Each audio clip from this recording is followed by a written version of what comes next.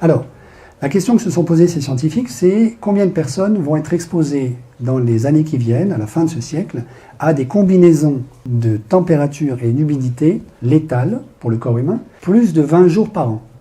Alors là, il y a une grosse hypothèse qui est faite, qui est, supposons que les gens ne migrent pas. Évidemment, ils vont migrer. Mais pour qu'on ait un peu une idée de combien de personnes ça va affecter, faisons l'hypothèse que les gens restent là où ils sont aujourd'hui, alors, voilà la part de la population mondiale qui sera affectée. Vous voyez qu'à la fin du siècle, on obtient quasiment 75% de la population mondiale. Donc quasiment les 3/4 de la population mondiale seraient soumis à plus de 20 jours de conditions létales, de température et d'humidité à la fin de ce siècle, si nous continuons à polluer comme nous le faisons, et si ces gens ne migrent pas. Alors ce que vous observez, c'est que la quasi-totalité du bassin amazonien est rouge foncé brun, la totalité de l'Amérique centrale est rouge foncé brun.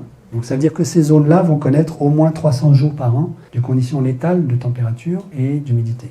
Également tout le golfe de Guinée, une bonne partie du bassin du Congo, de manière très surprenante pour beaucoup de gens, une bonne partie de la façade est de l'Afrique, tout le littoral indien, donc ça fait des centaines de millions de personnes, une bonne partie du sud-est asiatique et ici la totalité de l'archipel indonésien et malaisien, et un peu la pointe nord de l'Australie. Vous vous doutez bien que, en particulier, les centaines de millions de personnes qui sont dans ces zones-là ne vont pas rester gentiment à mourir tranquillement parce qu'ils n'auront pas accès à la clim. Donc la bonne nouvelle, c'est que ça va affecter les États-Unis, ça va les obliger à bouger, à faire quelque chose. La Chine aussi, de manière très intéressante. Un peu effrayante, hein, mais très intéressante aussi.